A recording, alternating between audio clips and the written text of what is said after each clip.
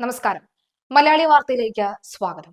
ശ്രീനിവാസന്റെ വിയോഗം അങ്ങനെ നമ്മൾ ഞെട്ടലോടുകൂടി മനസ്സിലാക്കിക്കൊണ്ടിരിക്കുകയാണ്. അതെ, അദ്ദേഹം നമ്മെ വിട്ട് പിരിഞ്ഞു എന്ന വാർത്ത. പെട്ടെന്നാണ് ശ്രീനിവാസന്റെ ആരോഗ്യനില ക്ഷയിച്ചത്.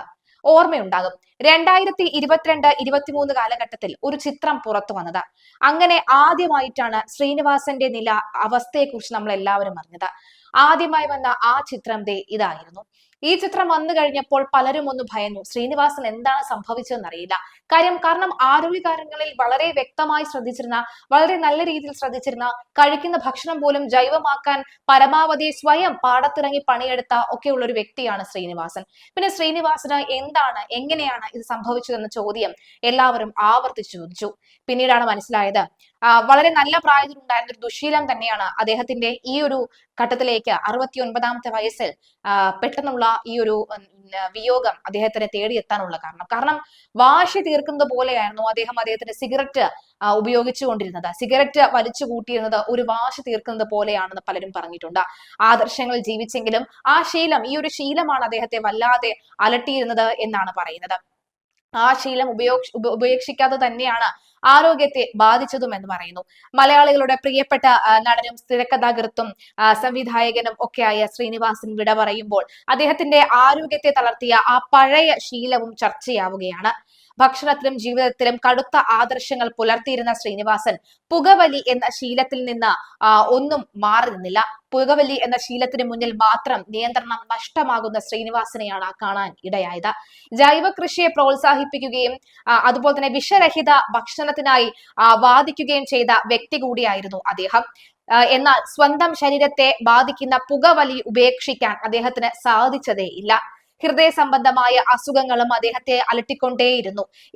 പോലും അദ്ദേഹം ഈ ശീലം മാറ്റാൻ തയ്യാറില്ലായിരുന്നു. തന്റെ ആരോഗ്യാവസ്ഥയ്ക്ക് പ്രധാന കാരണം പുകവലിയാണ് എന്ന് വൈകിയാണെങ്കിലും അദ്ദേഹം തുറന്ന് സമ്മതിച്ചു. ഒരിക്കൽ അദ്ദേഹം പറഞ്ഞത് ഇങ്ങനെയാണ്: ഇത്രയും സിഗരറ്റ് വലിക്കേണ്ടതില്ലായിരുന്നു എന്ന് ഇപ്പോൾ തോന്നുന്നുണ്ട്. കാരണം പുകവലിയാണ് എന്റെ ആരോഗ്യം തകർത്തത്. ഈ അവസ്ഥയിൽ നിൽക്കുമ്പോഴും ഒരു സിഗരറ്റ് കിട്ടിയാൽ ഞാൻ വലിച്ചു പോകും. അത്രയ്ക്ക് അഡിക്ഷൻ ആണ് എനിക്ക്. മറ്റുള്ളവരോട് എനിക്ക് ഒരു ഉപദേശമേ ഉള്ളൂ: കഴിയുമെങ്കിൽ പുക വലിക്കാതിരിക്കുക.